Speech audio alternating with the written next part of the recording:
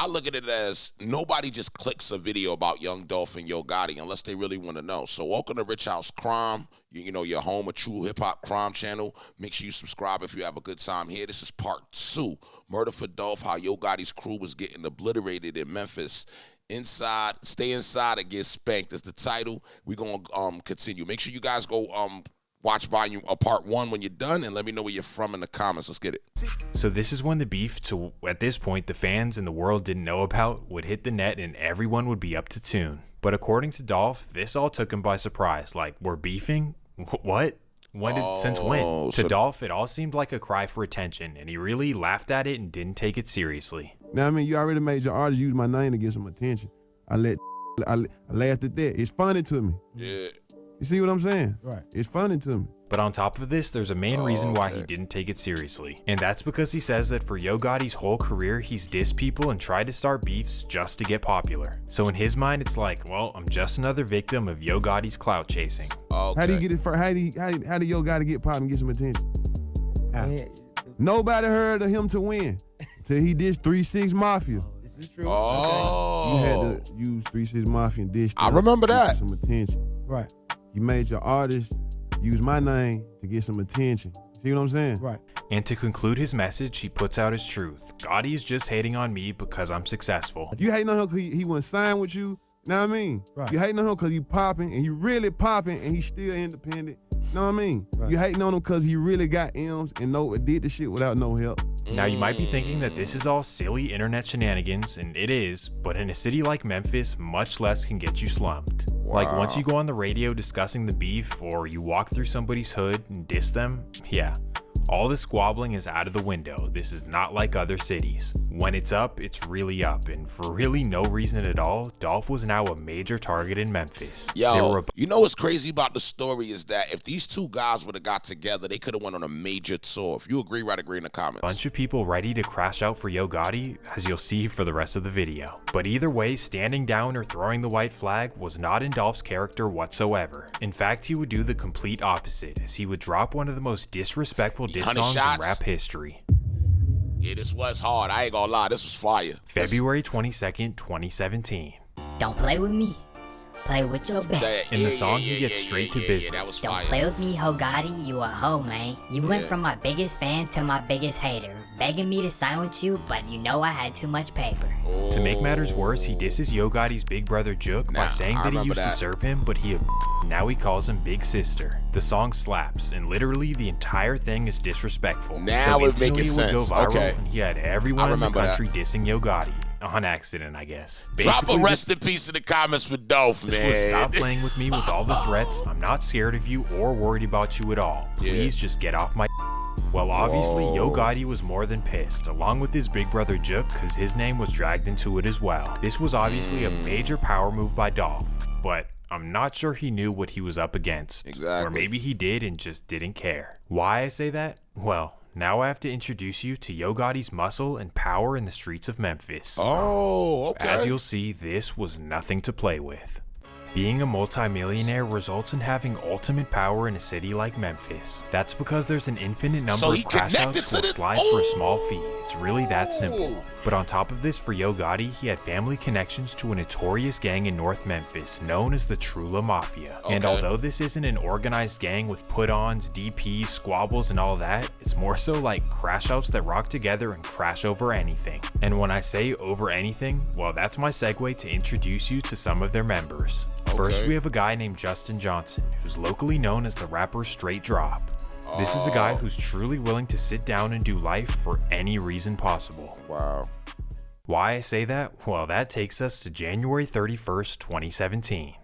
It's a regular Tuesday night in Memphis, and Straight Drop takes his girlfriend out to a bowling alley in East Memphis. So at 8 p.m., the couple head off to Hardwick Lanes and get to bowling together. As they're bowling, Straight Drop somehow gets into an argument with the couple in the lane right next to them. And boom, just like that, they start throwing hands while their feet are slipping everywhere. After the security separates them, Straight Drop puts his hands up and walks out of the bowling alley, as if he's showing mercy, I don't want any problems. But little does everyone know, he has other plans, as he walks to to his car, he tells his girl to hop in the driver's seat and pull around in 2 minutes. He then grabs a chopper out of his trunk, cocks it, and walks right back to the bowling alley. There, he sees the couple that he fought right outside, and sadly, without hesitation, he straight drops on them. Whoa! Thankfully, after being rushed to the hospital, the couple would be okay.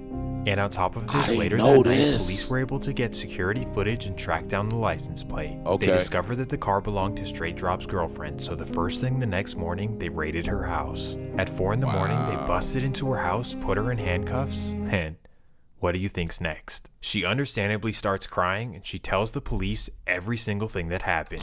My boyfriend Justin Johnson popped the couple, and me, I had nothing to do with it. So boom, just like that, Straight Drop is arrested, facing 2 attempts and 2 assaults with a deadly weapon, and of course, 20 years in Tennessee prison. Now you might be wondering what was the point of this story, but trust me, Straight Drop will be very important later on. Oh, and so will his best friend named Cornelius Smith. This guy's got a track record longer than Jason Love. Kidnappings, carjackings, assaults, you name it, just all the Memphis activities. So now you understand that these are the type of guys that Gotti has on speed dial. Absolute crash outs who are willing to smoke Dolph, not because he did anything to them, but because Boss Man wants it done. But thankfully for Dolph at this very time, they were both locked up. But regardless, this didn't mean that he was safe, and that takes us to February 25th, 2017. It's the annual CIAA basketball tournament in Charlotte, North Carolina. And if you're unfamiliar, the tournament is a tradition where the historically black schools compete for a trophy. While Dolph is in town to support the tournament and of course to perform at 2 parties as well. The first of which is an outdoor day party in Charlotte's 4th Ward. So Dolph performs at 5 p.m, everything goes well, and once he's done, he collects his money and heads off to his next booking. Or at least that's his intention. 6:30 p.m. Dolph and his crew hop in a black Escalade and head down Caldwell Street. As they turn the corner onto 8th Street, that's when a car gets right up behind them. The random car rolls their windows down and out of nowhere starts blowing at the Escalade. After dumping over 100 shots into the Escalade, the car speeds away thinking that Dolph and his crew are definitely goners. But little do they know, the Escalade is 100% bulletproof and not a single round pierced through. That's crazy. But regardless, this was definitely a scary incident. So you know you into something if you got a bulletproof vehicle already. He knew it was coming. That's wake up call to how serious Dolph's beef was. His rivals want him dead so bad that they're willing to send hitters his way in completely different states. 100+ shots is what you call overkill, and definitely was a statement being made. If he wasn't before, Dolph was now aware of the level of danger ahead. Except he really didn't seem to care at all. Why I say this? Well, because right after getting lit up 100 times, he still went on to perform at his later show. Even a day party. I was leaving a day party. We was headed to where we was headed to. Pull out block on a day party, get up the street. They started shooting, they shot. Shooting was over with. And shit, I had another party to go to that night. You know what I mean? So, shit, we went and did our party that night. That's gangster. Dolph was the ultimate hustler, not to mention that he just wasn't scared of anything. Right gangster in the comments, that's gangster. On top of this, he wanted the world to know that I'm not worried about Yo Gotti whatsoever.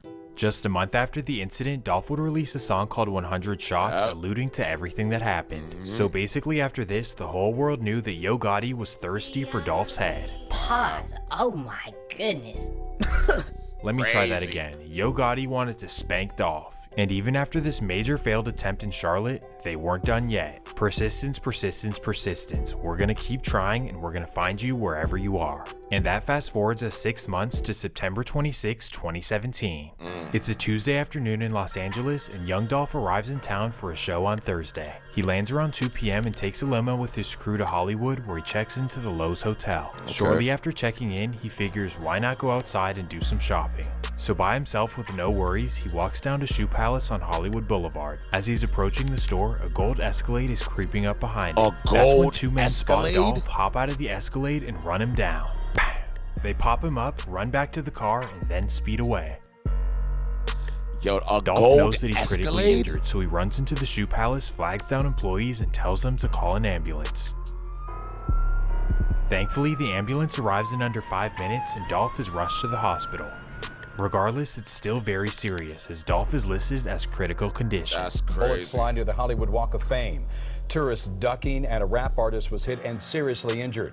Tonight, police say an ugly rivalry may be behind that shooting. Meanwhile, while Dolph is in there fighting for his life, the suspects crash the Escalade in the Hollywood Hills. What? They try their best to run away on foot, but little do they know Los Angeles has helicopters How did they in the crash? sky. Oh, they chased So them. within minutes, 2 arrests are made. As the news breaks of Dolph getting shot, everyone in the world is wondering what the heck happened. Was this a robbery gone wrong, or did Dolph have beef with someone in LA? Cause there's definitely no way that his rivals in Memphis went all the way to California to get him. And That's to do this on crazy. Hollywood Boulevard in front of everyone? Nah, no chance. Yeah, that's but little did people crazy. know the dudes in Memphis are different. A man has been arrested in connection with the shooting of rapper Young Dolph. Police booked Corey McClendon from Memphis, Tennessee for attempted murder. Young Dolph was shot multiple times Tuesday after getting into an argument with 3 men outside of a Hollywood hotel. The rapper remains in critical condition.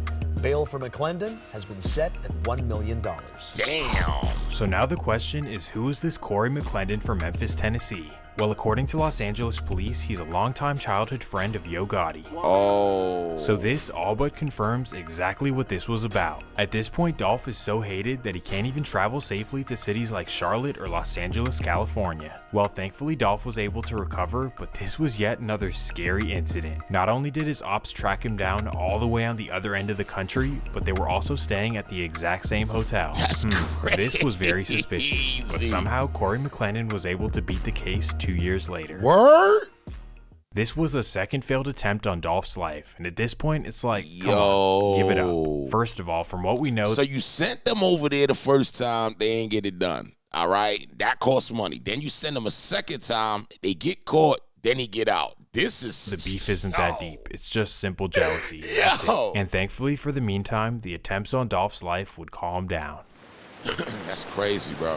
Just peace, prosperity, and elevation for Dolph's life. For the next few years, the CMG side was focused on building up their record label, and Dolph was turning into a global star. Both sides were absolutely thriving and definitely putting on for Memphis. So because of this, there was really no need to beef at all. It even got to the point that Dolph started rolling around Memphis by himself in his flashy cars. The bottom line is that after the Los Angeles shooting, it was a very good 4 years for both sides. So in everyone's minds by 2021, the beef is pretty much a memory. But little did people know, for whatever reason, the CMG side was still as motivated as ever to spank Dolph. In fact, Memphis police believe that they were so determined to end Dolph that Gotti's brother Jook would put a $100,000 bounty on his head. That takes us to mid-November 2021.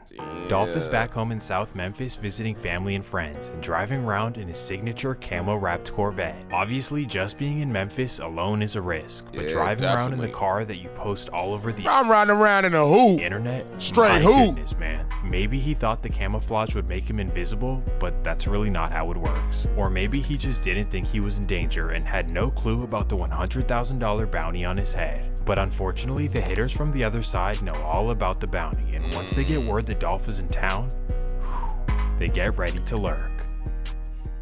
Well, that takes us back to some people that I introduced earlier. First, we have Justin Johnson, also known as Straight Drop. Wait, wasn't this the guy who lit up the bowling alley and got arrested for it? Yep, that's him, and he was facing 20 years in prison. However, Memphis is so lenient on crime that he only did 6 months in jail before being released. And because of this negligence, he was right back to the life of crime in the streets. And secondly, we have Straight Drop's best friend, a man named Cornelius Smith. And this guy, well, he was supposed to be in prison as well for carjacking and for kidnapping. However, in typical Memphis fashion, a judge let him off easy once again. But because of this, the duo were back together in the streets and hungry for that alleged $100,000 bounty. While Dolph is casually riding around Memphis in his Corvette, these two are riding around looking for him. And that takes us to November 17th, 2021, 12:15 p.m. Dolph leaves his grandma's house in South Memphis and heads to a local bake shop called Makita's Cookies. After getting a couple of cookies and supporting the local business, he walks back out to his Corvette. But little does he know, Straight Drop and Cornelius know exactly where he's at and they're on their way. So while Dolph is standing outside his car not paying attention, Straight Drop and Cornelius pull up in a white Mercedes that they stole the day before. As soon as they spot Dolph, they instantly stop the car and hop out with choppers. And without hesitation, they start unleashing. That's crazy. After carrying out the hit, they speed off and head to a local neighborhood called Orange Mound. And here's where they arrive at the house of an associate named Hernandez Govan. Without wiping down the car, tossing blicks, changing license plates, nothing, they simply park in his driveway and walk inside in the same clothes they did the hit in. Now, why exactly are they there? Well, police say that they're there to collect the money from Jook, except that Govan is the middleman. So they inform him that they completed the job and they discuss where the payment will come from. They end up agreeing that Cornelius will get $45,000, Straight Drop will get $45,000, and Govan's cut is $10,000. Now, to me, this is ridiculous. The risk involved in only getting $45,000 and then $10,000 for Govan? No way. That's but in crazy. a poverty-stricken city like Memphis, That's a lot of money. $45,000 is absolutely life-changing. So after being promised the money, the duo decide to cover their tracks. They wipe down the car for fingerprints and take the weapons used and throw them into the Mississippi River. And as far as the white Mercedes they used, well, they would just take it right next door to Govan and park it behind an abandoned house. Oh my God. So on January 5th, 2022, an arrest warrant would be made for Justin Johnson.